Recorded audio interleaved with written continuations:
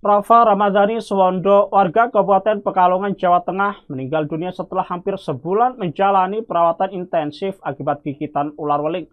Rafa menghembuskan nafas terakhirnya di RSUP Dr. Karyadi Semarang pada Minggu 20 Juli dini hari, setelah sebelumnya dirawat di ICU dalam kondisi kritis sejak pertengahan Juni.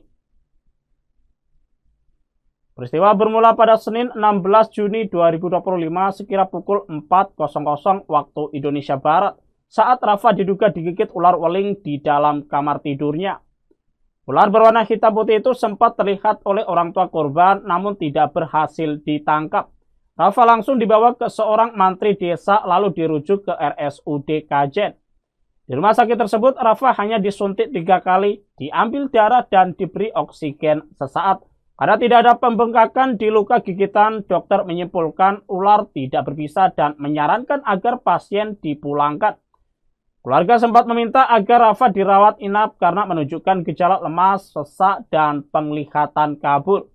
Namun permintaan itu tidak dikabulkan. Rafa dipulangkan sekira pukul 07.30 waktu Indonesia Barat. Dalam perjalanan pulang kondisinya semakin memburuk. Ia mengalami kejang-kejang dan hilang kesadaran dan keluarga lalu segera membawa Rafa ke RSI Pekajangan.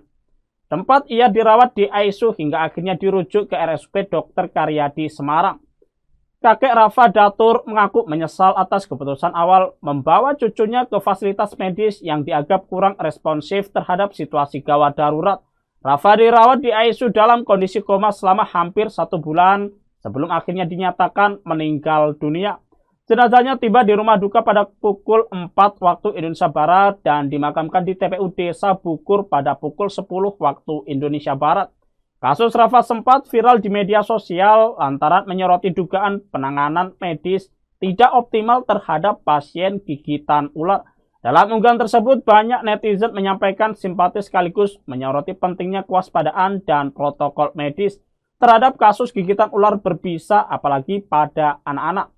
Dokter di RSI Pekajangan menyayangkan lambatnya penanganan awal dan menurutnya semua gigitan ular berbisa atau tidak harus ditangani serius sejak awal karena gejala bisa berkembang secara sistemik, menyerang saraf bahkan organ vital.